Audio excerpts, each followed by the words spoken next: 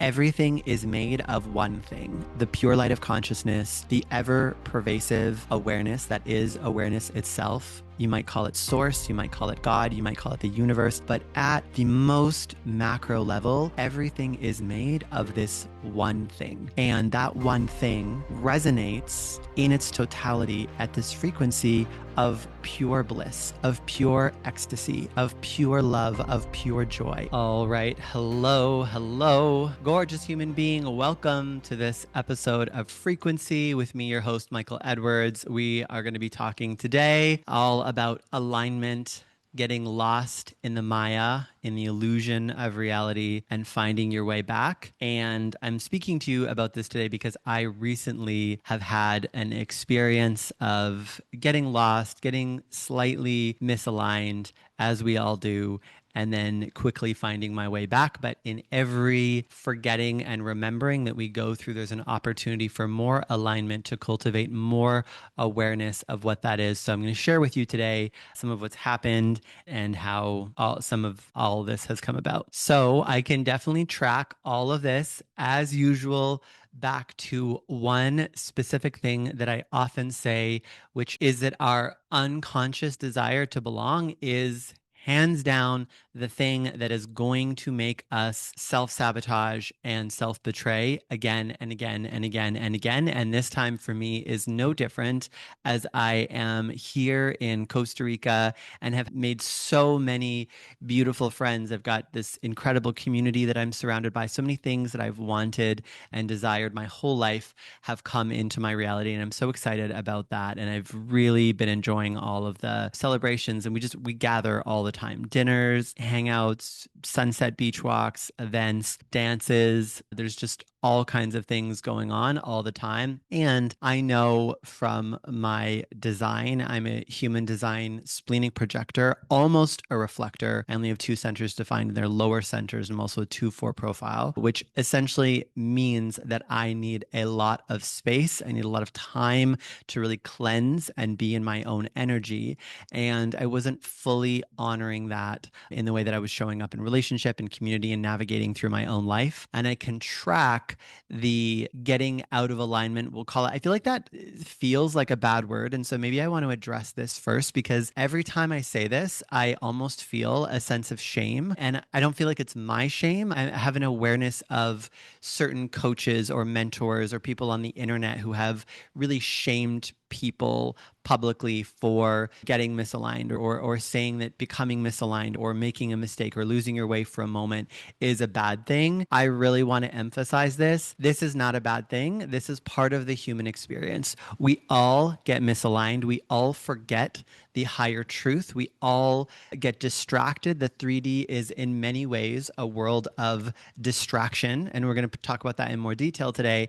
But it's just the reality. And anybody who claims or pretends or performs that they do not sometimes fall out of alignment and then refine their alignment is lying to you. And I want to say too, if there's a part of you that rises and is like, oh, but Michael, maybe you're just a little bit misaligned and you don't know what some of these people are like. I do know what people are like behind the scenes. My clients and my peer group include some of the top, most prolific people in the transformation and personal development industry, professional athletes, multimillionaires, people with 7, 8, 9-figure net worths. I have been around many, many, many kinds of people. And I can tell you with absolute certainty that everybody forgets sometimes. Everybody gets misaligned sometimes. The goal of perfection is an illusion. It's an idea that's based in shame. It's not based in the reality of the human experience. It's so funny because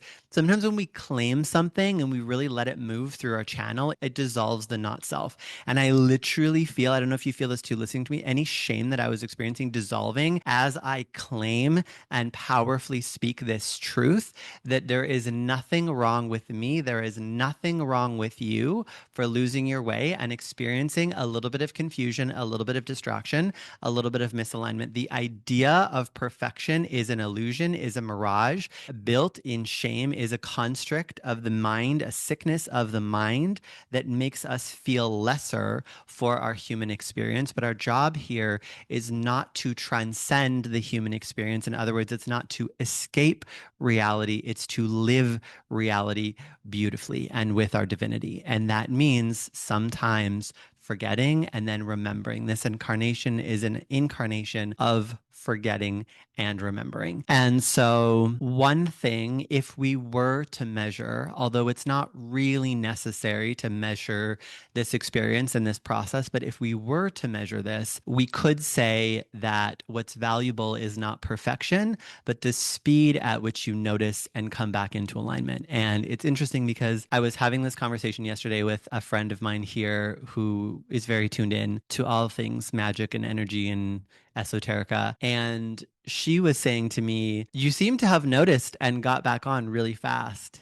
And I thought, yeah, that is true. I would agree with that. And I was thinking that to myself as well. This took maybe 2 weeks to notice, oh, something's a little bit off, and then to come back to the center. Versus, I think when we're unconscious to all of this stuff, it can take months or even sometimes years that we fall off our path and we get misaligned before we really find our way back to the center and back to the truth. So I want to share, there were many things that I think affected me. I'll just tell you briefly some of the things that happened, and then I'll talk to you about, I think, the main thing that I see that took me out a little bit. So I was really trying to help a lot of other spiritual entrepreneurs here. So there's a lot of really gifted coaches and healers and mentors. And when I say gifted, I really mean gifted. You can feel the embodiment of their magic and what they do and really next level skill set. And it was very apparent to me that many of them were either living in lack or just not fully able to align their businesses to themselves, their energies, and their skill set in a way that was lucrative and giving them the level of freedom, because it's really freedom that we want in life that they all wanted. And so I spent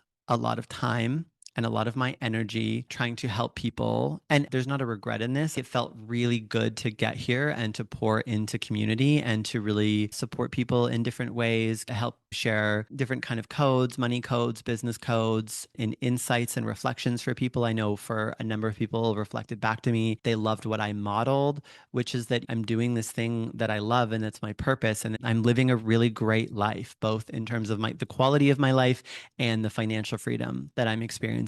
And so that felt good. And I can see where spending a lot of time in these fields and these energies of lack and scarcity and fear, doubt, and worry also affected me. And I catch one of my things is I can blame sometimes. And so there's a part of me that wants to blame, but I'm also practicing coming back to the self-responsibility of that and going, and I wasn't diligent enough about one, taking my space, and two, my spiritual practices and really clearing my field and coming back to 0 point energy, or I would say the center of my field. In that, I also was in a lot of conversations with people who have different belief systems or have a lot of doubt. There's a couple of people, one in particular who comes to mind, who is really in the mind and is really seeking answers and seeking truth. And I think was drawn to a clarity of spirit, I'm going to say, that I have and embody. But rather than kind of try to passively receive that,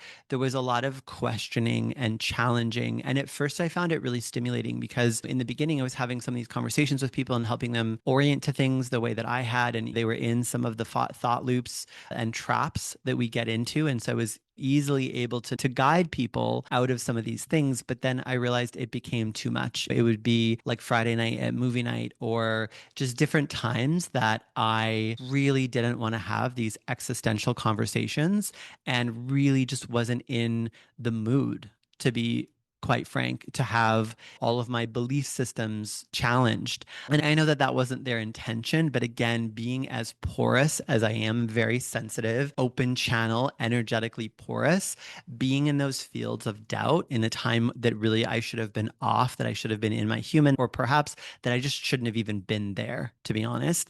It gets in, and this is the whole thing. It's energetic. Everything is spiritual and energetic first. It's spiritual and energetic first. It gets into your field, then it's going to present in your thoughts. You're going to have different thoughts, different perspectives, see reality differently. And then if you don't clock it in those two layers, you're then going to start to have things show up in your reality, and you're going to get the feedback of being in a very different reality. And that is what started to happen. It was pretty fast feedback, and I'm quite sensitive to it because I mean, this is like my whole body of work and my whole world. But I was able to see that feedback from reality where things were not at the level of ease. My money hose was kinked for a little bit. There's just a lot of feedback. Another thing is being around really successful generators and mani gens. I'm talking people that are holding 8 and 9 figure per year empires and really strong sacral energy, very strong in their Capricorn, Taurus kind of world builder. This is what I'm here to do, running a team, making things happen kind of energy. And that is one of the prime archetypes, especially in one-to-one settings, that I love to advise and to share my skills and my gifts with. And there's a really beautiful energetic and monetary exchange that can happen in those settings. And I recognize that I didn't fully hold that. It's one of the shadows of related to my human design profile, my 4 line, and some of the Pisces energy too, is it can be very soft, very lacking boundaries. And I didn't hold that fully in the way that I should to really stay in I'm the seer, the oracle, and really staying in my gifts of being able to see them, see where they're in disordered or chasing energy, which I did recognize, and help them come back to their alignment, to their center, to their channel, and to also hold a structured container around that advising, and also a structure that allows me to receive and be monetarily nourished for those gifts. This is so powerful. I don't know if you're feeling this right now. I have become aware that it's really powerful. I think it's really powerful to a degree for all of us to speak things out loud, but it's particularly powerful for me with my energy mechanics, how they work. And I'm noticing right now as I articulate this into the podcast, my whole energy body is shifting in response to me speaking these truths. And it's interesting because I do journal this stuff and I sometimes voice note it and I will talk about it and contemplate with friends, but I've never quite done a podcast like this where I speak to what happened and what I did and what was misaligned, and then really say the truths for myself. And it is activating me. I feel my lower centers lighting up right now. So my hope is that you're listening to this and you're getting the codes, you're getting the transmission. It's interesting. There's a part of me mentally that is, oh, if you overshare and are over vulnerable and tell people what you're experiencing, then they won't respect you because you're sharing where you didn't do the right thing. But I think it actually takes a lot of maturity, a lot of certainty in self. One thing you'll notice is that there's no part of me that feels not enough because of this. I'm like, oh, I fell into the mirage of life and I noticed, and silly me. And here I'm realigning using my tools, and I'm going to use this as a teachable moment and talk to you about what happened, because this is the reality that we all move through. I invite you to receive it that way. And I also invite you to reflect on if you have judgments about the imperfections that I'm displaying. That is a place for your shadow work. That is something I remember when I was in a more immature state, whenever I would see successful people that would reveal any kind of vulnerability or suffering, I immediately judged them. And I was like, oh, they're faking it, or they're not good or not powerful in some way,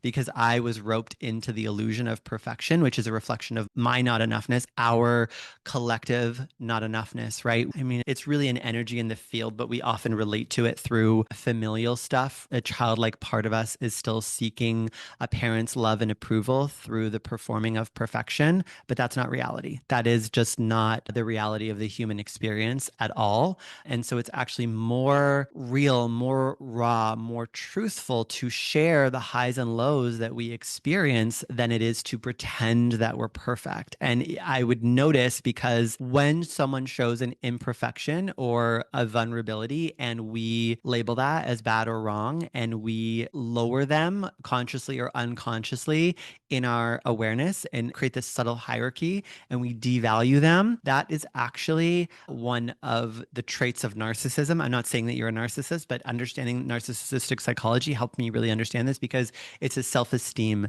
dysregulation issue. And so noticing if when people show vulnerability or if they show struggle, for example, for me, when people were doing multi-million dollars per year and I was like, they have the answers for success and money. And then if they shared that they had a challenging month financially, which newsflash, everybody does. People with all sizes of business hit cash flow restrictions and squeezes. That is just the nature of business. It doesn't need to be something that we expect or happen all the time, but it is a reality, and it does not mean anything about anyone or their level of success or embodiment. Obviously, if they're saying I'm doing like millions every month and then they're not, that's something different. I'm not talking about that. I'm talking about the fact that anyone at any level of business can have a dip in cash flow. And that's just a reality of business. And the more we can detach any meaning, any shame from that is incredibly mature and incredibly helpful. But I invite you to notice yourself noticing this, where people show vulnerability, where they show imperfection, whether it's through finances or love or what I'm sharing, that I went through this thing. I'm like, oh, I got distracted. I got a little bit misaligned.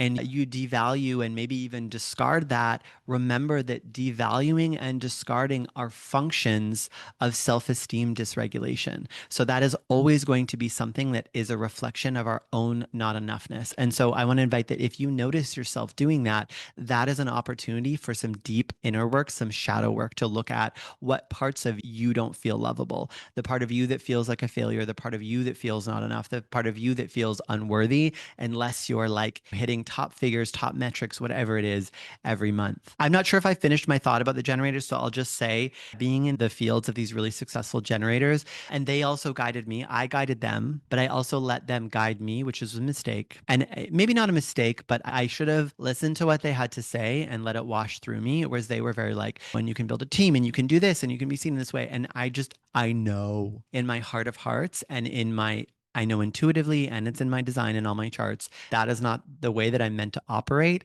But I did not fully honor that. I didn't get totally distracted, because I do have this pretty deeply embodied, but I did get into this thing of, oh, I've got to move, I've got to move, I've got to move, which is not the way that I operate. And finally, and this is the thing that I can track the most. And so after all of these things, I joined an accountability group with a group of male spiritual entrepreneurs here, which I first want to say has been one of the most beautiful experiences. And really recognizing that I don't think I realized that I didn't have brotherhood in my life, and having male friends and people to support me and to support has just been so beautiful in so many ways. And there is an energy of sacred masculine and accountability and following through with my word that has been deeply helpful and deeply nourishing from being in that circle and that space. And I can also recognize that I violated my design in a number of ways in order to conform to the space. And this is the most important thing that I want to dive into and help us understand, because it is the very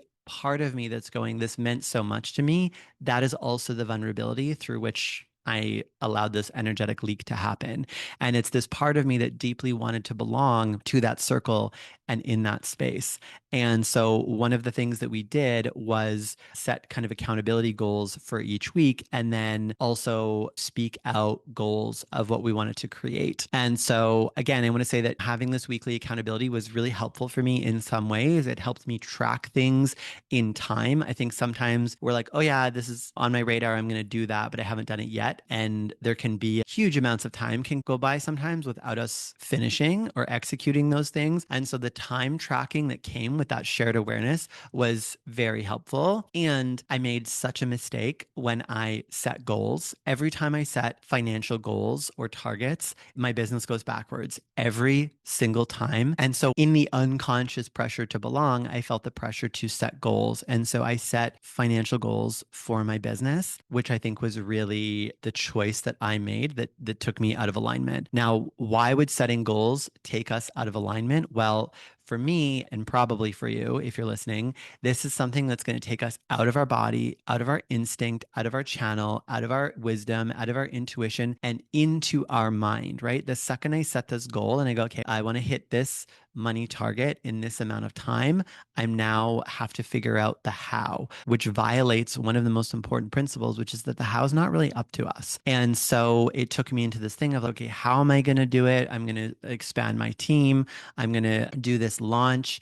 And another piece from that is that I ended up doing this launch, which really was beautiful in a number of ways, but was also misaligned. And so because I had been around all these people here and helping them with their businesses and helping them with their money stuff and helping them with their pricing and mostly with messaging and sales, I was like, oh, this is so valuable. And I don't think of myself as a strategist, but then when we have these conversations, I realize how much I've actually learned about business and how much I've translated it from the mainstream, I'll say, into a way which is much more aligned for, I think, someone who's committed to alignment, who is a light worker and walking a deeply spiritual path. And so I thought, oh, I'll do an offer around this. And so I did the offer. And because it was different than what I normally do, I wasn't able to do that through my normal channels, which is like this, creating long form content and then having something on the back end. I felt like I had to do a launch and I felt like I had to promote it on social media, which already is misaligned because it asks me to do a lot. And so sure enough, I made the decision to do that. And I told myself just be a one-time thing, but then the deadlines are on. There's okay, this is when the free event is. This is when the paid event starts. Now we need all the things. We need all the landing pages. We need all the stuff that goes with that. I need to promote it. I need to make reels. I need to talk about it on social media. I need to talk about it. We need payment links. We need the team on board, all these things. None of those things are inherently bad, but it was the pressure for me of I went into figuring it out. Like how do I figure this out? How do I make this happen? And then the time pressure is really the thing that killed me. And it could say that the time pressure is a problem. And it could also say that it's my level of skill with holding a certain level of consciousness in the face of that. I don't think it's really aligned for me to do, but I could challenge myself and say, well, there's a version of you that could do that and also stay in a certain level of consciousness. But I did not do that this time. And so what that looked like is in the pressure of having to get things done every day was then really focused on that. And my days and my time became about that. And it completely lost my connection to spirit, my connection to source, whatever word you want to use for that, God, the universe, the one consciousness. I would say the pure light of consciousness is actually the word that resonates, although the words are just labels and the thing is really beyond any label. But I lost my connection to that thing, which really for me has become a persistent awareness of the true nature of reality. And it's this awareness, I can feel this shifting in my body too as I even tune into this. This awareness, this persistent, pervasive awareness of the pure light of consciousness, I would say of the awareness that pervades all awareness, really is the thing that's at the core of so much of what I do. Even as I use the words to reach for the idea of this, I feel myself touching that awareness and I feel a sense of peace and magic coming over my body and my field. And I normally practice being so deeply anchored into this highest truth, this highest awareness. And what happens when we get misaligned or we get confused, we get distracted, we get hooked, is what I usually call it, is we're getting hooked into the Maya. And I want to talk to you actually a bit more deeply about this today, because I think in New Age spirituality, people just describe the Maya as an illusion. And there's this very matrixy relationship with reality where it's not really real. And I've certainly communicated it and been in a relationship with it in that way in the past. But as I mature in my spiritual path, I'm realizing that this can be a little bit of a trap. It can lead to a little bit of nihilism, which is the idea that none of this is real. And so none of this matters. And so what's the point? And I see that every now and then when people move into this. And so I want to invite you into a new relationship with all of this. So we can say that everything is made of one thing, the pure light of consciousness, the ever pervasive awareness that is awareness itself. you might call it source, you might call it God, you might call it the universe. But at the most macro level, everything is made of this one thing. And that one thing resonates in its totality at this frequency of pure bliss, of pure ecstasy, of pure love, of pure joy. It is so beautifully high vibrational. And we hear those words, but we often conflate them with our human experience of those emotions. But emotions are something that rise and fall and are responses to a stimulus. So when we talk about these frequencies, we're not talking about them as emotions, although we may experience a resonance when we're in that emotional state. We're talking about a persistence. The true nature of reality, the true nature of consciousness is that it is always in this state of bliss, of ecstasy, of enoughness. There is no incompleteness. There is no lack. There is no despair. It's the background hum of the universe, is this soft blue glow of love, joy, and infinite bliss. And if you've ever experienced a meditative state, when we get into that state, this is the bliss that we're experiencing. It doesn't come from an outside source. It comes from a stripping away of all the things that are in the way of our awareness and of our awareness expanding into that greater awareness. So that is there and available to us in every now. And obviously, that's not our experience all the time. And so the other aspect of consciousness is that it conceals itself through the Maya.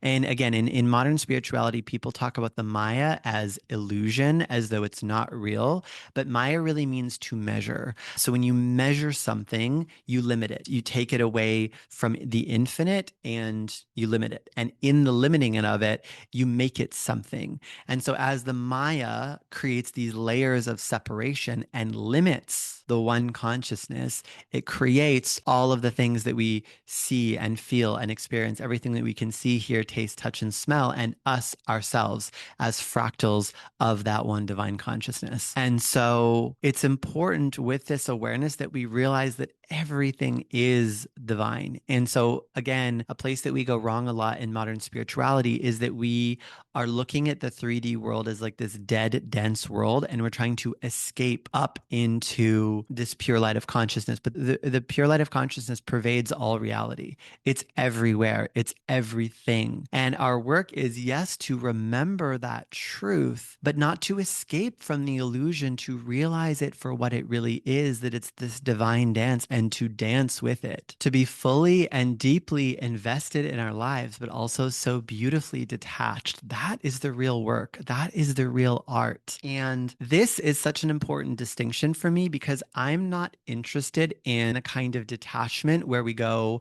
and live and meditate on a mountain and we remove ourselves from the world so that we can experience this bliss. I would actually say that this is a spiritual trap. This is one of the things that Buddhism gets really into, a level of detachment. That's what nirvana is. It's one of the first states of bliss where we can experience this bliss state by removing ourselves from reality. And this is our first point of contact with this state. And there's multiple ways that you can access it. You can access it by expanding your awareness by beyond your human awareness and realizing that this pure light of consciousness bliss frequency is the true nature of reality that pervades all reality and all awareness. You can feel it right now, even as I talk about it. And you may also find it as you go inwards to yourself at the deepest level. If you go in to you, your core, beyond the conditioning, beyond the mind, beyond even the emotional body, through even the energy body, into the center of your being, the center of your field, you will also find this bliss state because you are made, of course, of the pure light of the one consciousness. And so there are different ways to access this awareness, but another trap can be that we make our entire spiritual practice about escaping from reality into this awareness rather than living with this awareness and with reality as the divine dance that it is. So the Maya is the layers of separation of the one consciousness that creates what we experience as reality, the concealment or the divine play. And you can imagine this as, imagine a beach. Okay. Imagine all the grains of sand that are just laying there on the beach flat. And we could say that the sand in its stillness is the pure light of consciousness. It's vast. If this beach is all there was, then the sand, it's infinite. It spans the whole beach, yet it does nothing and it makes nothing. It's simply there. And the sand would be in this state of bliss because it would represent the pure light of consciousness. But if I were to go and scoop up a clump of sand in my hands, that is the Maya. I would be measuring the sand, right? I would be taking an amount of the sand from the infinite, so limiting it, but making it into something. And then I could take that ball of sand and shape it into a sandcastle. And I could continue to do this to scoop up and limit the sand and shape it into a sandcastle. That is what the Maya does. The sandcastle is still made up of the one consciousness. It's still made up of all the sand, but it is now in a form that we can experience and interact with. And everything that goes on in keeping that sandcastle as a sandcastle, the physics, the surface tension between all of the particles of sand, all of that is part of the Maya. It's part of the separation. It's part of the concealment. It's part of the dance. And so it's not bad or wrong. It's part of the natural law that literally gives us the ability to experience a sandcastle.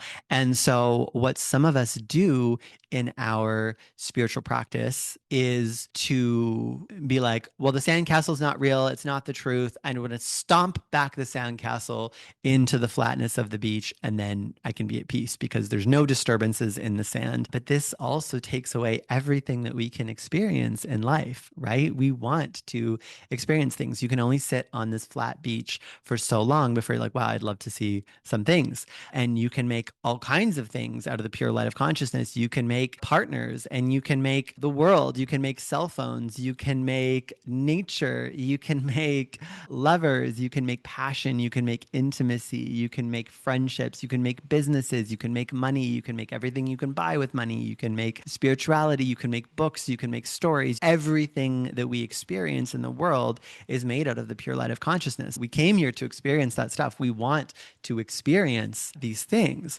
But the other thing that happens, and this is more talking about getting hooked, is that we forget the true nature of reality and we start to believe that that sandcastle is the ultimate truth. So let's imagine that maybe that sandcastle is actually a sand house that we somehow built, and we have, through our ego attachment to I am, we've bonded with that house. We've built a sandcastle house on the beach. Stay with me here. And we go, this is my home and my safety and my worth depends on this. If anything happens to this, I lose shelter. If it isn't up to keep, then people will see it and they'll judge me because I'm really judging myself based on the state of this sandcastle. And maybe there's some wind, maybe some waves hit it, and the sandcastle starts to deteriorate. And our literal sense of self, our relationship with our worth and who we are as a being and what it means to be alive gets completely conflated with the state of this sandcastle. So much so that we suffer,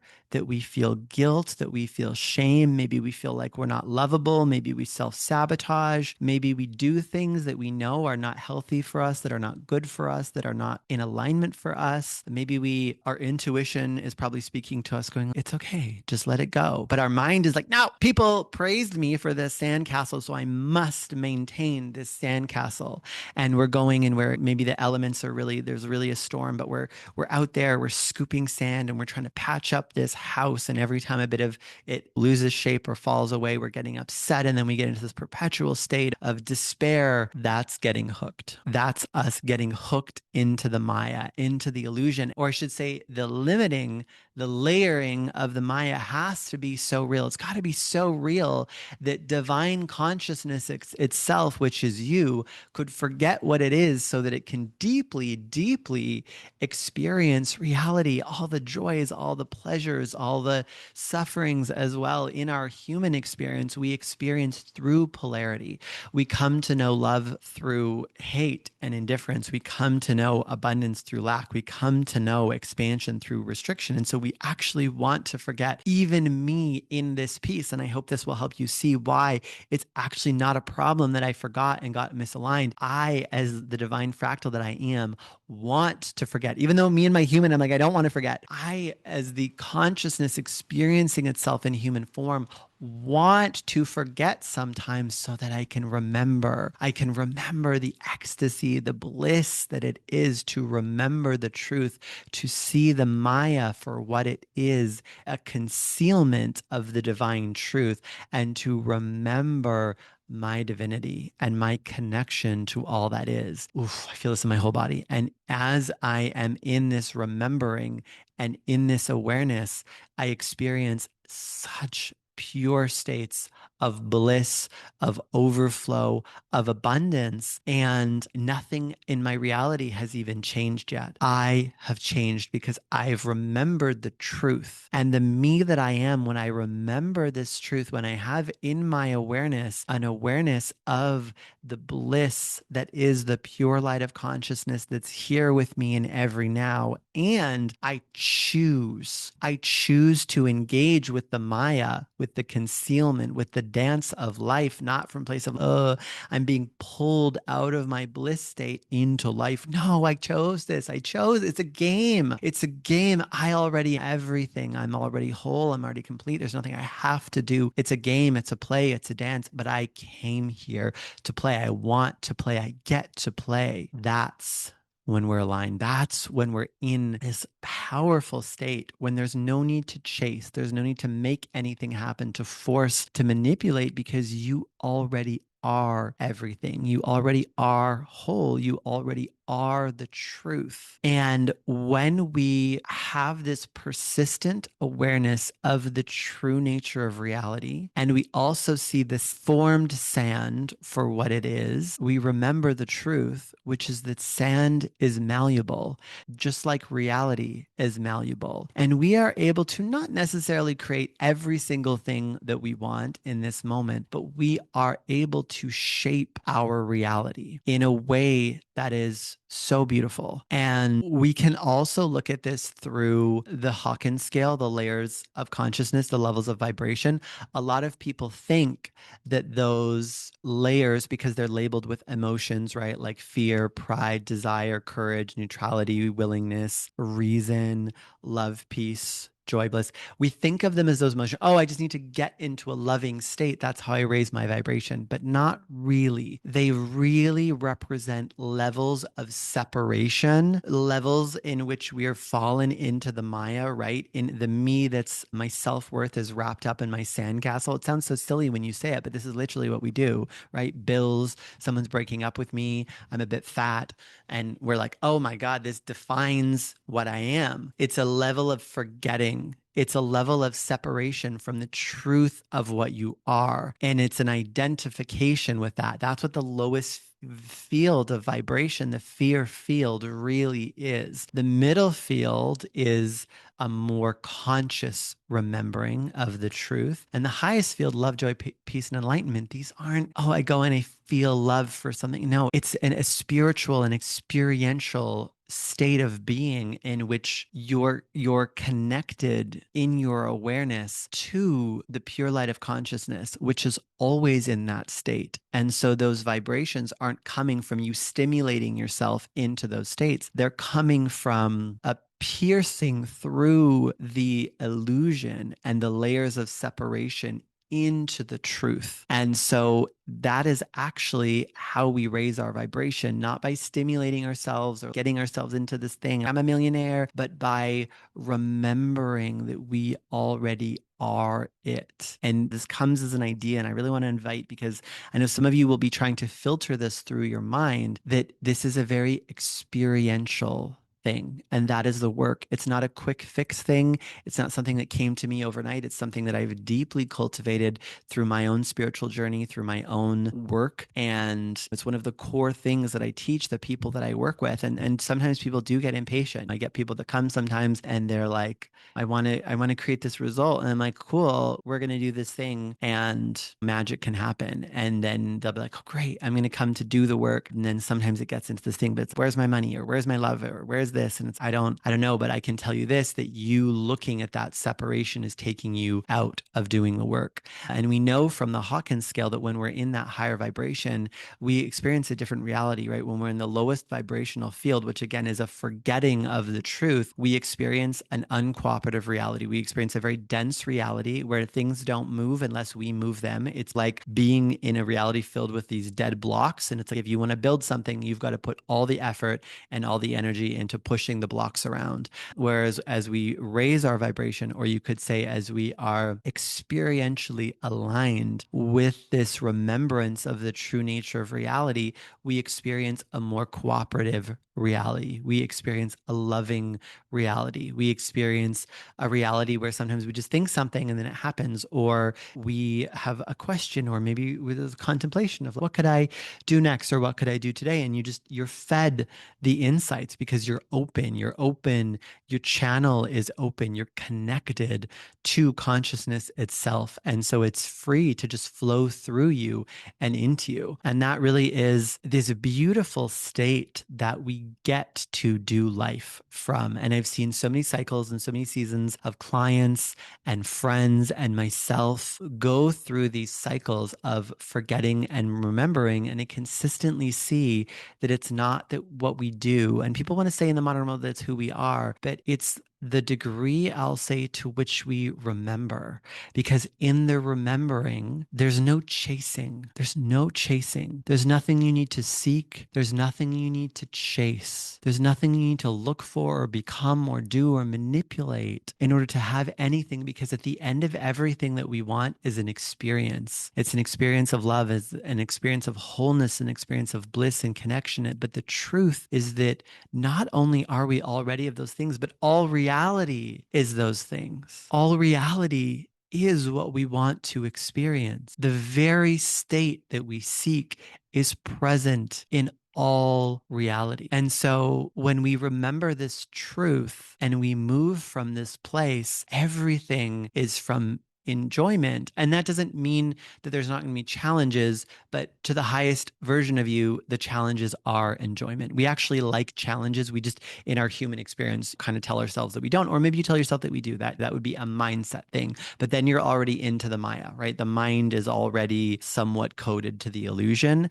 But from the highest perspective place, it's all for enjoyment. It's all possibilities. It's all play. There's nothing you need to make happen. But from this place, you are a match for miracles because you are a miracle. And there's nothing you need to do to create that. It's simply a dissolving of everything that gets in the way of that. And it's been interesting. Something else that's just coming to mind right now is I think another thing that primed me for this experience. I don't really know why this happened. I don't really need to know why. I can just simply observe that it happened. Is that somewhere along the way, I've deeply committed to energy and this highest spiritual truth as my way and my thing that I bring to the world. There's a reason that I called my podcast Frequency specifically so that I could remember this truth. And yet I still forget sometimes. But I also can recognize that at some point last year, I started filtering more things through the lens of psychology. And I know a lot about psychology.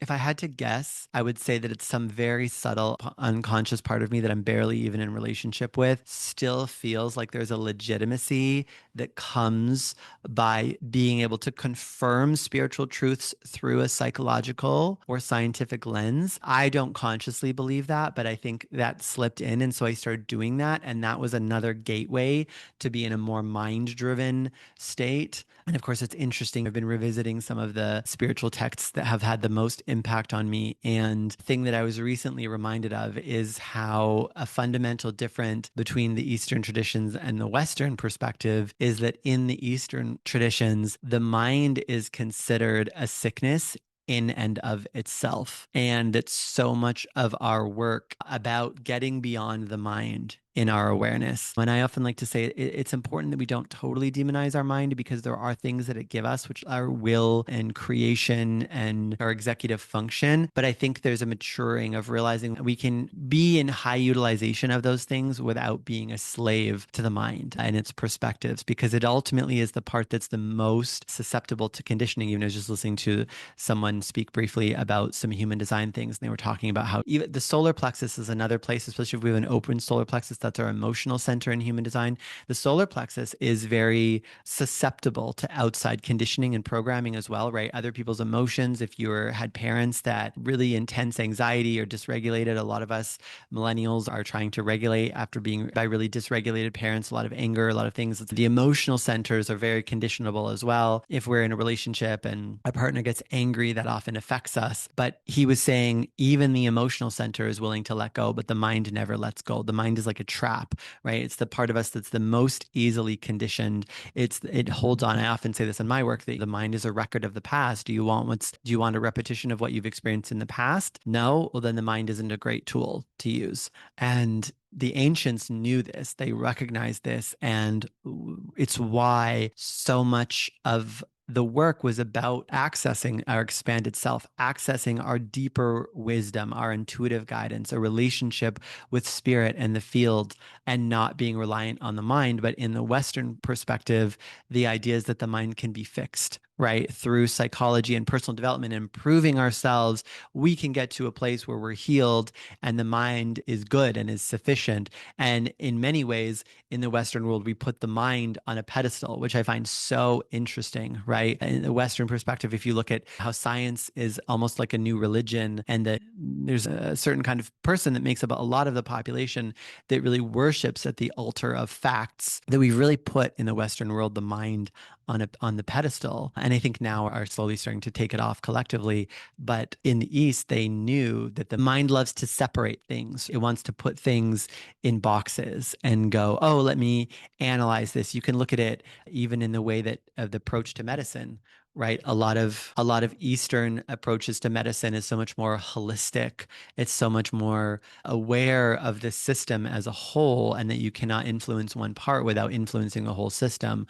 Whereas the Western approach is to separate everything and dissect it and put it in a box and like this one thing. How do we treat this one thing, this one pathway, this one cause, this one symptom, this one disease? And of course, there's obviously some advantages that's given us, but we've also seen a lot of disadvantages and the problem that it's caused. And what I often call the Western sickness was that we're just obsessed with doing, pushing, trying to get somewhere, which really, in a spiritual sense, is an escaping from the present and escaping from what is. And I think if I could summarize everything that I've experienced and returned to, is that I got hooked into the seeking, chasing energy, back into this, like I need to improve and grow and have more goals and get further. And then what? And then I'll be happier and then I'll be freer. But I was already happy. I was already free until I got distracted, until I forgot. And now as I remember, nothing in my life has changed, yet I am free and I am happy again. And in the way that I am oriented to my journey and the way that I practice, I know that I will continue to grow. I know that I'm a match for miracles. I know that incredible things are coming in the dance for me, but I'm not trying to get to them and I'm not waiting for them. I've remembered that everything I want to feel and everything I want to experience is already here. It already pervades all reality in every now. And as I've softened my awareness into that awareness, I am aware of all that I am. I am complete. I am whole. I am overflowing with enoughness. And there is nothing I need to seek. And it is from that place of peace and wholeness that I've created all of the magic in my life. And so I invite you, wherever you are in your journey, whatever relationship you're in with this, to also remember this truth to whatever degree is available to you. And if you're interested in getting personalized support on living and being this way from this place of pure magic and alignment and tailored to your custom blueprint and who you really are, then you're welcome to book an alignment call from my Inner Circle Lux, where I support amazing individuals like yourself in doing this work. With all of that being shared, thank you so much for joining me today. Thank you for listening. Thank you for your time. Thank you for your presence. Thank you for witnessing me in this journey. I would love to hear if parts of this resonated with you, if you appreciate the vulnerable shares, if this speaks to things that you've experienced in your own life. And I'd love to know as well, did you feel the shifts? Did you feel shifts in your body and your awareness by listening to me? I would love to know how that's landing with you. That would mean so much to me to hear from you. So thank you for joining me today. My name is Michael Edwards. I'm sending you so much love, and bye for now.